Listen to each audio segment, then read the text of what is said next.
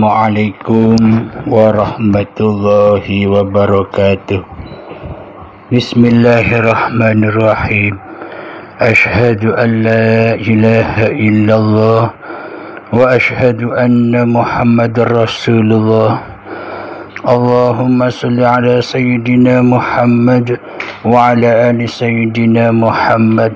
Rabbi israh li sadri wa yassir li amri wahlul 'uqdatam min lisani yafqahu qawli. Amin. Bismillahirrahmanirrahim. Salam hormatku, salam ta'zimku untuk para sahabatku tercinta dimanapun Anda berada.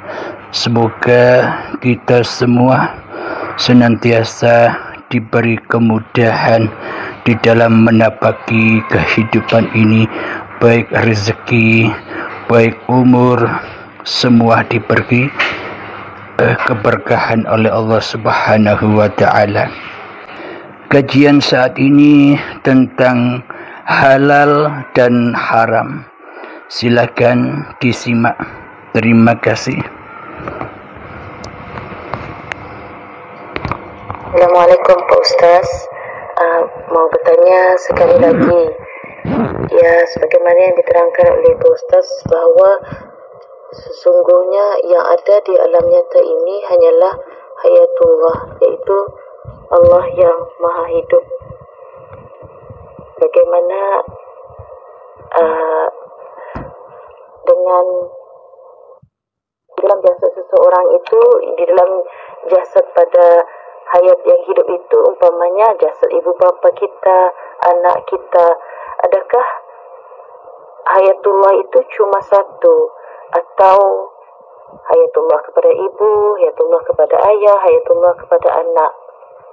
Dan soalan kedua, setelah berlakunya kiamat kubra terhadap diri seorang hamba itu, maka hayatullah itu akan kembali kepada Sang Penciptanya, dan adakah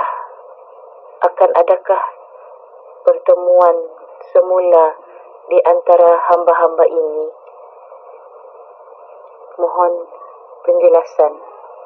Sekian, terima kasih. Assalamualaikum warahmatullahi wabarakatuh.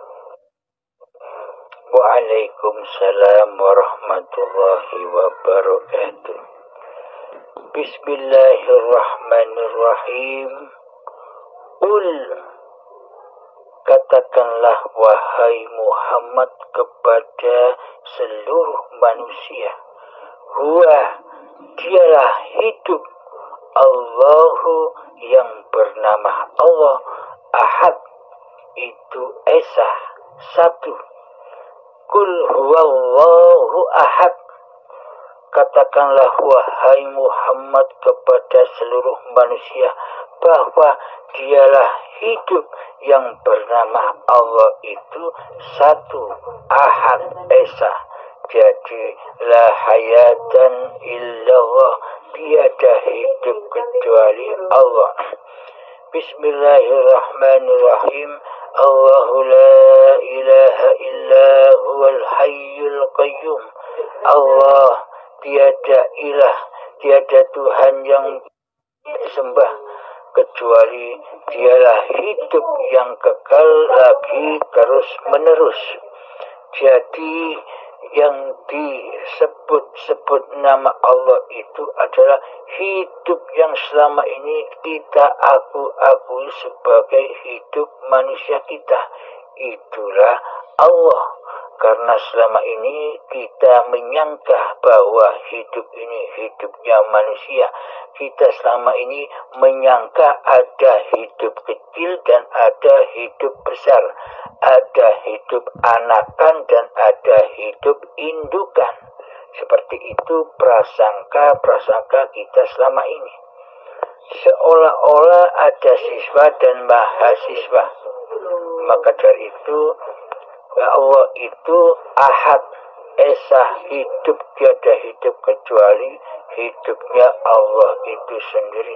Baik hidup yang ada di para malaikat, baik hidup yang ada di para iblis dan setan, baik hidup yang ada di para jin, baik hidup yang ada pada seluruh manusia, baik hidup yang ada di seluruh hayawan, baik hidup yang ada di seluruh tumbuhan, seluruhnya diliputi oleh hayatullah, tercipta dari wujud zatnya Allah sendiri, yakni hayatullah.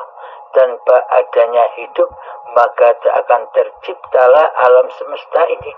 Tanpa adanya hidup, maka tak akan terciptalah malaikat, iblis, setan, jin, manusia, hayawan, dan tumbuhan. Coba ilustrasinya begini.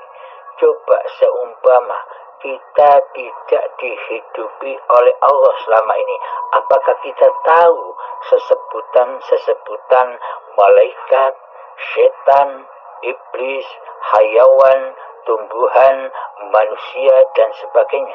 Apakah kita tahu? Apakah kita mengerti? Apakah kita memahami sesebutan seperti di atas itu tanpa adanya hidup? Jadi selama ini kita mengerti apa-apa dan siapa-siapa di alam semesta ini kan karena Allah, kan karena hidup. Jadi hiduplah induk dari segala induk terciptanya alam semesta ini. Maka dari itu, dengan hiduplah terbukti kekuasaan Allah. Bila hidup ini masih terakui oleh hidup manusianya, maka butalah manusia dari kekuasaan Allah. Yang ada hanyalah kekuasaan diri manusianya sendiri di hatinya.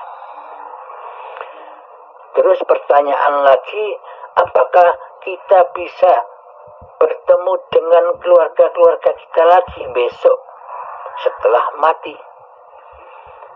Awalnya kita ini gaib, awalnya kita ini tiada, awalnya kita ini fana, dan berakhir pun ke dalam ketiadaan, dan berakhir pun di dalam kegaiban, dan berakhir pun di dalam kefanahan. Yang ada, yang awal hanya Allah, dan yang akhir hanya Allah. Wal awalu wal akhir. Jadi sesuai sifat-sifat diri manusia kita, yang adam, yang tak ada.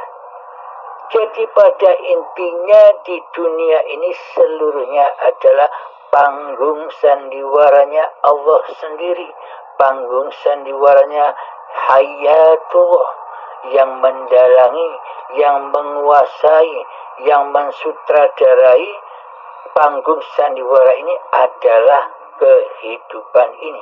Tanpa adanya hidup, maka tak akan ada panggung-panggung sandiwara.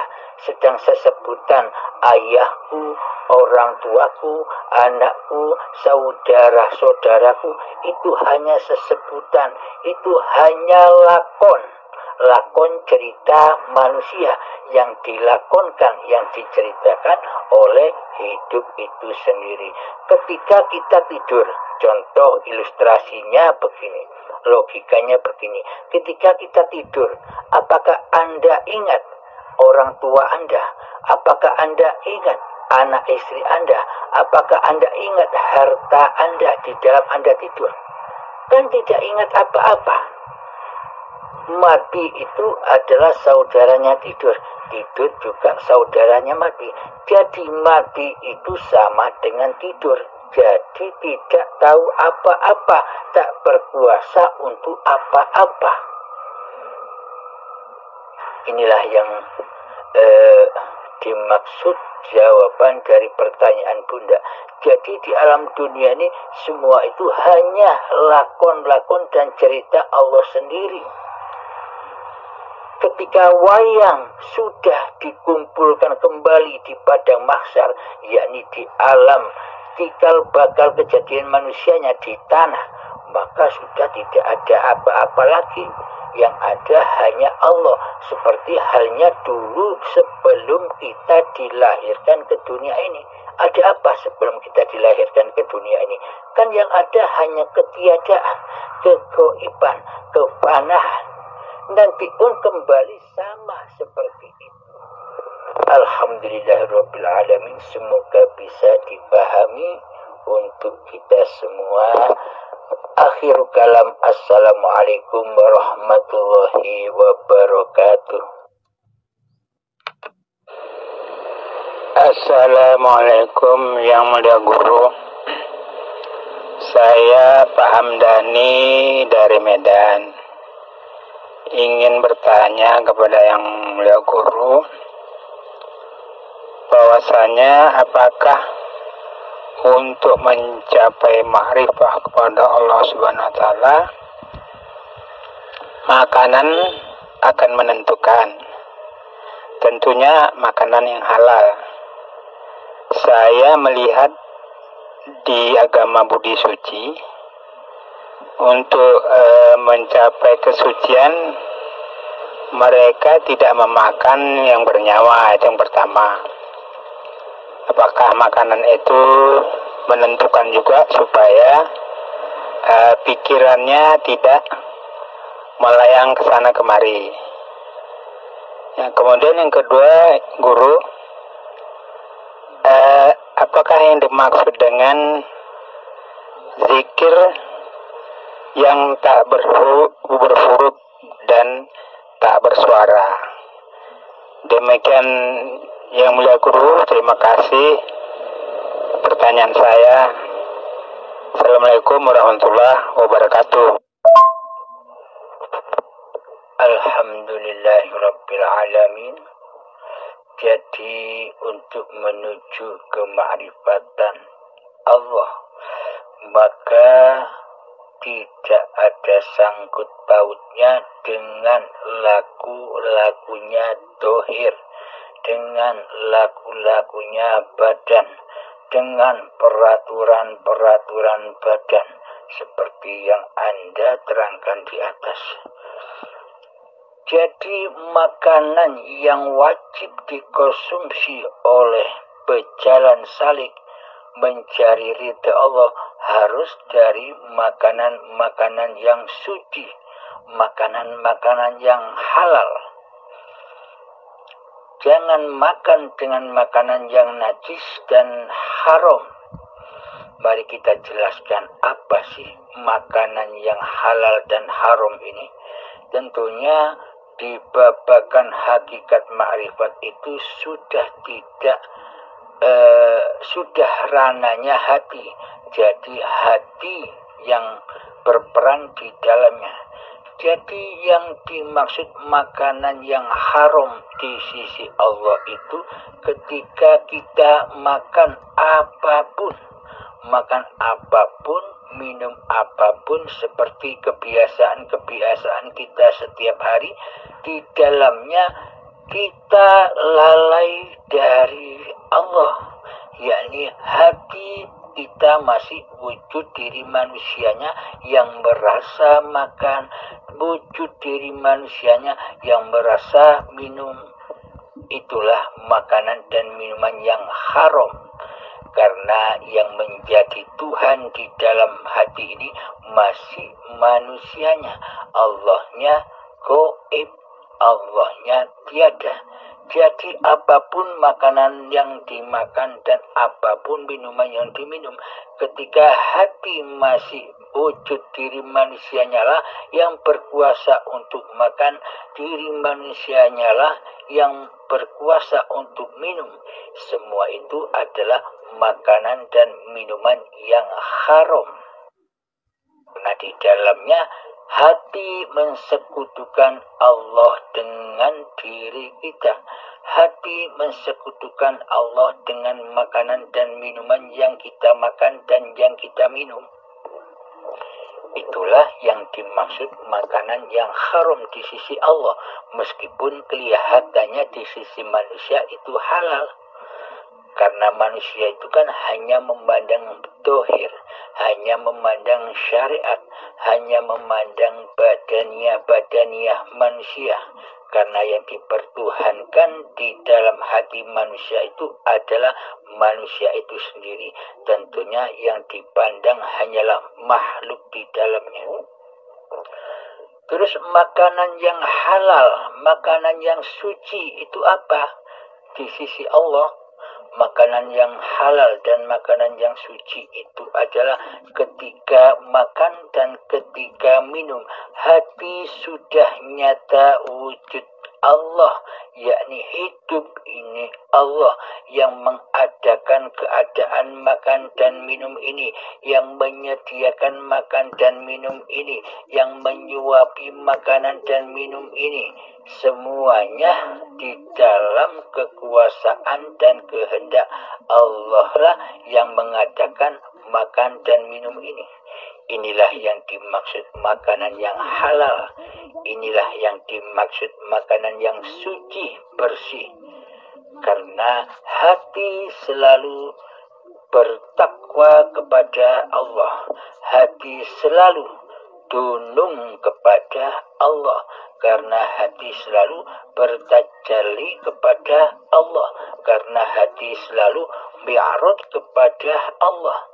Karena di dalam hati yang ada, yang wujud hanya hidup, hanya uripe Allah. Itulah yang dimaksud makanan dan minuman yang halal lagi suci. Karena yang beraf'al di dalam makanan dan di dalam minuman itu adalah Allah sendiri. Bila yang bekerja, bila yang beraf'al di dalam keadaan makan dan minum itu sudah Allah, inilah yang dimaksud amal yang soleh, amal yang diterima Allah. Bagaimana mungkin tidak diterima oleh Allah? Sementara makanan dan minuman itu Allah lah yang menyediakan dan Allah lah yang menyuapi serta menjaga hamba-hamba yang diciptakannya. Demikian kan Mas, semoga bisa dipahami. Akhir kalam, assalamualaikum warahmatullahi wabarakatuh.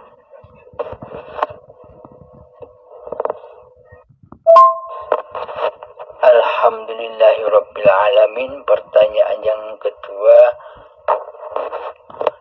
Allah itu laisa kamislihi syai'un, tidak berhuruf dan tidak bersuara.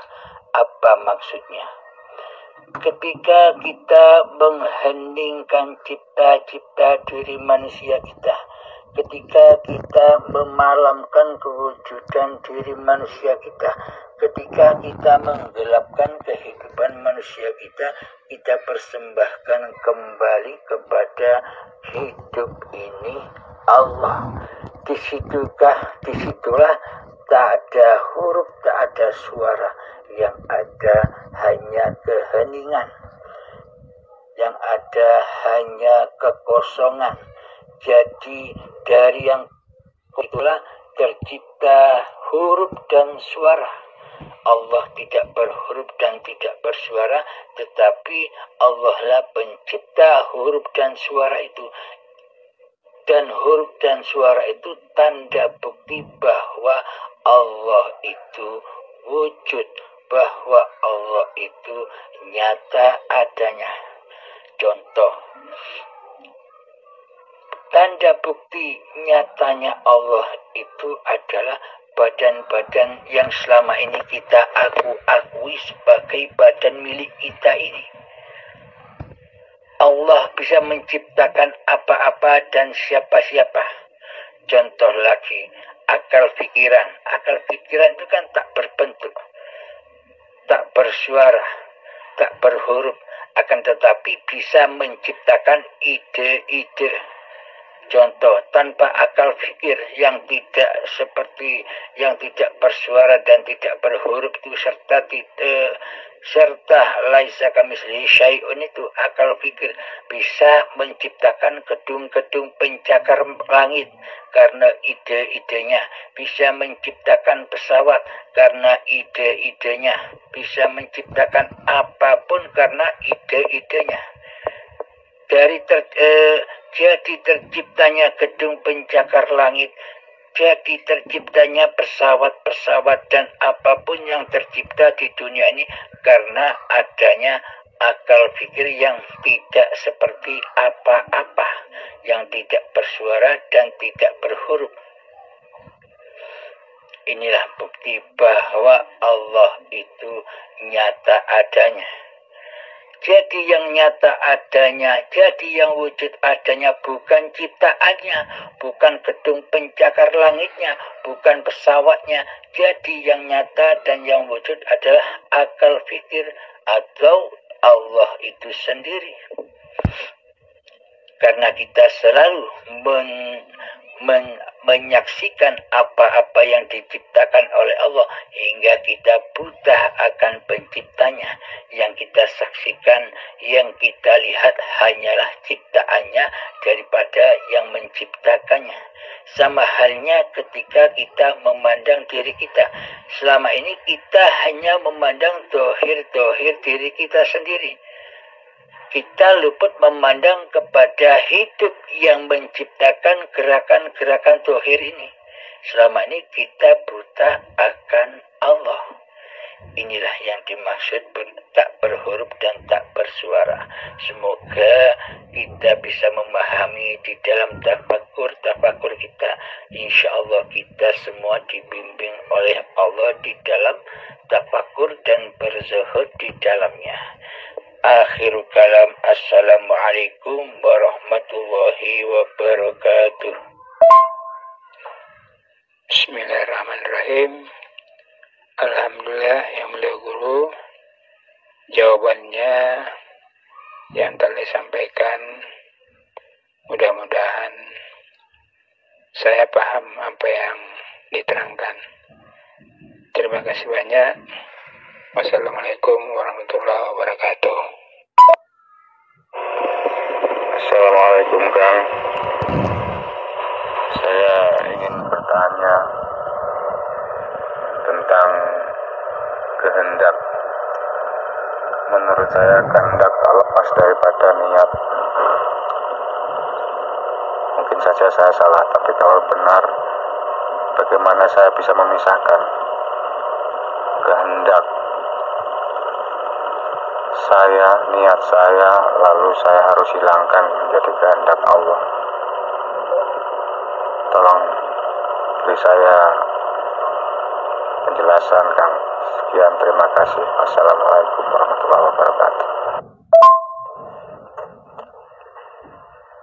Assalamualaikum warahmatullahi wabarakatuh. Bismillahirrahmanirrahim. Ashhadu an la ilaha illallah wa ashhadu anna Muhammadur Rasulullah. Allahumma shalli ala sayyidina Muhammad wa ala ali sayyidina Muhammad. Rabbi shrah li sadri wa yassir li amri wahlul 'uqdatam min lisani yafqahu qawli. Amin. Bismillahirrahmanirrahim. Kudrat, kehendak.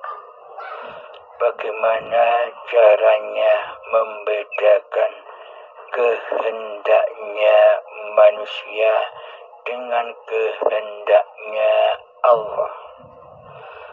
Selama ini sejak dimulai detik-detik akil balik sampai setua ini, seluruh kehendak yang ada di dalam diri kita selama ini adalah kehendak diri manusia kita yang dominan. Karena sejak detik-detik akil balik, kitalah yang menguasai hati ini, kitalah yang mentuhani hati ini, kitalah yang wujud dan yang hidup di alam semesta ini. Sementara Allah kita gaibkan, sementara hidup Allah kita tiadakan, sementara kuasa dan kehendak Allah kita tiadakan di hati kita. Jadi semuanya serba diri manusianya lah yang ngaku-ngaku berkuasa di dalamnya.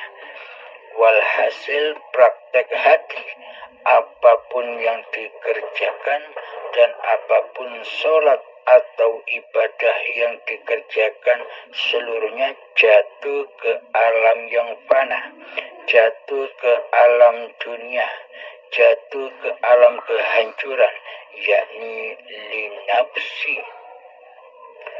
Semuanya berbunyi linapsi di dalam hati kita.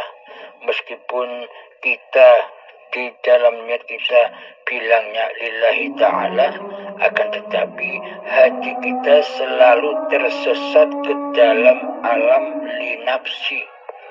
Karena selama ini yang wujud, yang nyata di hati kita, yang hadir di hati kita adalah diri kita sendiri, nama kita sendiri yang mentuhani hidup dan badan ini. Itulah bedanya. Jadi ketika yang wujud masih diri manusia kita di dalam hati ini, maka seluruhnya adalah kudratnya, kehendaknya makhluknya yang terjadi. Terus apa bedanya? Bagaimana cara membedakan ini kehendak Allah atau kehendak makhluknya? Tergantung hatinya, tergantung kedudukan di hatinya. Yang duduk sebagai raja, yang duduk menjadi Tuhan, yang duduk sebagai Allah di hati ini, manusianya kah atau Allahnya? Bila manusianya, pasti Allahnya gaib. Bila manusianya, pasti Allahnya tiada di hati kita. Yang ada hanya diri kita sendiri.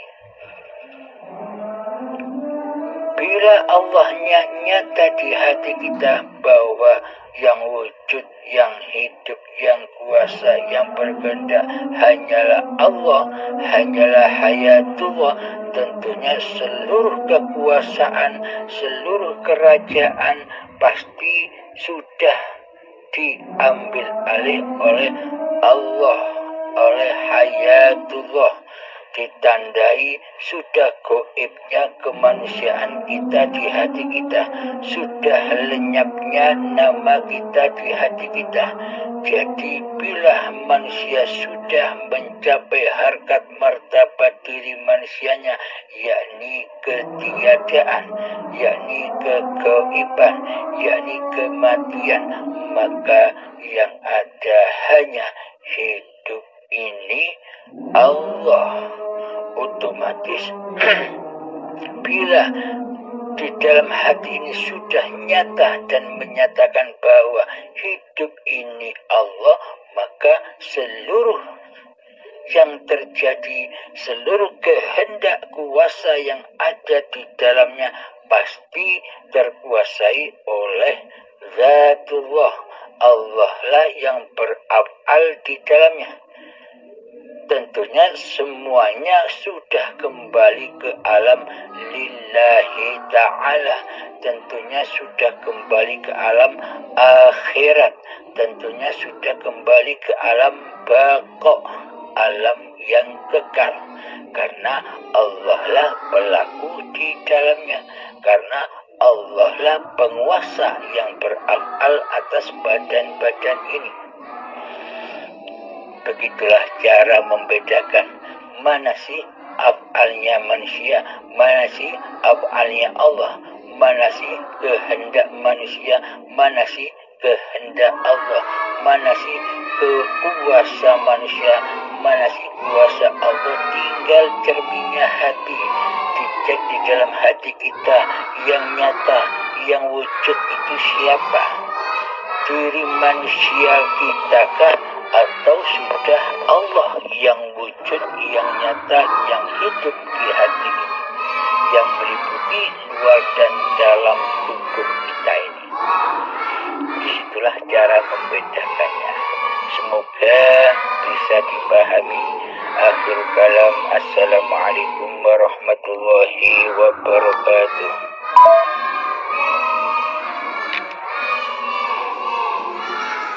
Assalamualaikum Ustaz. Masih dengan pertanyaan yang sama ini Ustaz. Apa sebenarnya dari kata mengabdi setelah manusianya kembali kepada ketiadaan dirinya? Terima kasih Ustaz. Assalamualaikum warahmatullahi wabarakatuh. Alhamdulillahirabbil alamin. Apakah yang dimaksud mengabdi? kembalinya hamba kepada Tuhannya. Mengabdi itu adamnya hamba kepada keadamannya. Selama ini kita mengira, selama ini kita menyangka mengabdi itu ya seperti di dalam sholat, di dalam ibadah dan sebagainya. Akan tetapi di dalamnya selama ini kita di dalam sholat, di dalam ibadah, di dalamnya kosong belum. Bentuk pengabdian kosong belum. yakni yang ada, yang wujud di dalam hati kita siapa? Kan diri kita sendiri yang mentuhani pengabdian itu. Nah, mana mungkin dikatakan mengabdi sedangkan diri kita di dalamnya bertugas, berstatus sebagai Tuhan yang mentuhani seluruh pengabdian, yang mentuhani sholat, yang mentuhani ibadah dan lainnya. Sedangkan di dalam niatan sendiri, ujung-ujung niatnya kita diperintah kembali ke alam lillah, bukan ke alam linnas. Selama ini kitalah yang menyangka bisa ibadah dan sholat. Selama ini kita menyangka kitalah sebagai penguasanya badan.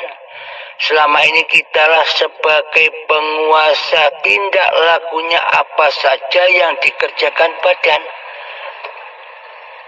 Tiada hubungannya sedikit pun, tiada sambungannya sedikit pun kepada Allah sebagai pencipta, sebagai Tuhannya seluruh manusia.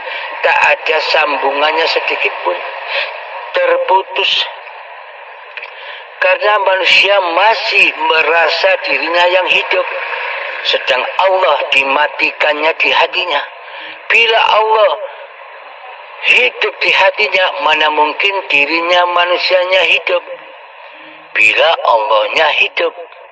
Namun bila manusianya yang merasa hidup, berarti Allahnya akan mati bagi dirinya.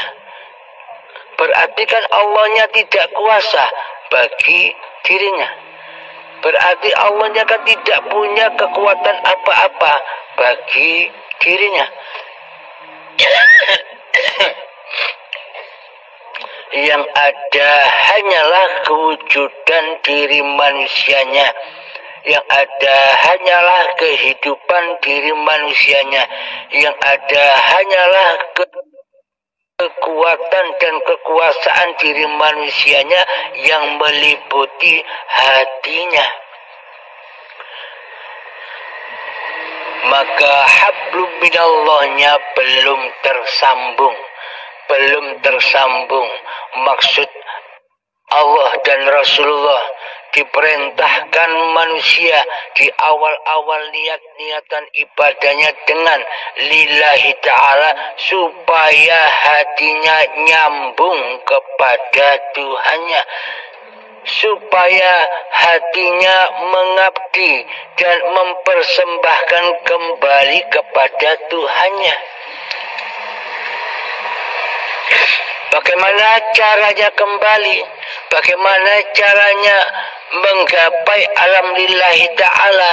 Ada rahasianya di dalam doa iftitah, yakni inna sholati wa nusuki wa mahyaya wa mamati lillahi rabbil alamin. Sesungguhnya sholatku, ibadah-ibadahku, hidup dan matiku hanyalah milik Allah, Tuhan sekalian alam. Bila hati kita sudah rela dan ridho kembali kepada Allah, kembali kepada ketiadaan diri manusia kita. Inilah yang dimaksud alam lillahi ta'ala, yang ada hanya Allah. Inilah yang dimaksud mengabdi. Inilah yang dimaksud menyembah. Jadi mengabdi dan menyembahnya manusia itu bukan seperti yang selama ini kita sangka-sangka. Ada patungnya disembah, ada salibnya, di depan salibnya menyembah. Bukan seperti itu hakikat menyembah di sisi Allah.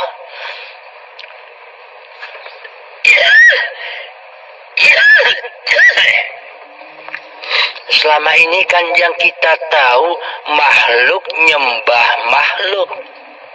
Makhluk nyembah kayu. Makhluk nyembah batu. Makhluk nyembah matahari. Makhluk nyembah bulan. Semuanya makhluk nyembah makhluk. Karena hati kita selama ini hanyalah yang wujud diri manusia kita di hati kita. Sehingga yang dipandang, yang dipertuhankan sebagai tauhid-tauhidnya hati adalah makhluk. Semua tergantung hatinya. Bila di hati masih makhluk, pasti yang disembah ya makhluk. Akan tetapi bila sudah nyata hidup ini Allah, maka bagaimana mungkin makhluknya bisa nyembah makhluk, sementara makhluknya sudah tidak ada, yang ada hanya Allah. Inilah yang dimaksud hablum minallah, hati tersambung kepada Tuhannya. Gerak langkah apapun hati selalu menyatakan inilah af'alullah, inilah af'alullah, inilah kuasa Allah, inilah kuasa Allah, inilah kehendak Allah, inilah kehendak Allah, inilah kekuatan Allah, inilah kekuatan Allah, yakni dengan hiduplah semua itu ada kekuatan, kekuasaan, daya upaya dan ikhtiar, seluruhnya hanyalah milik hidup. Hidupnya siapa? Hayatullah. Bila sudah nyata hayatullah di hati kita, maka kita akan menyaksikan kesaktian dan kemahabesaran Allah yang belum pernah kita lihat selama ini. Kita akan menyaksikan kemahaluasan Allah, kemaha kasih sayangnya Allah, kemaha pemeliharaannya Allah, kemaha pencukupan Allah kepada seluruh makhluk ciptaannya.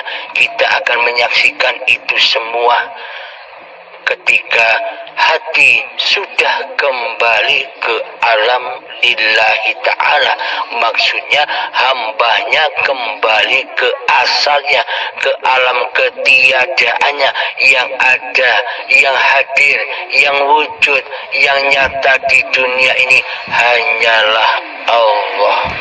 Inilah yang dimaksud mengabdi kepada Allah, yang dibawa oleh para nabi dan para rasul. Iman tauhidnya yang seperti ini, original tauhidnya seperti ini. Hati selalu mentauhidkan Allah, hati selalu mengesahkan Allah daripada mentauhidkan diri manusianya, daripada mengesahkan diri manusia. Alhamdulillahirabbil alamin. Assalamualaikum warahmatullahi wabarakatuh.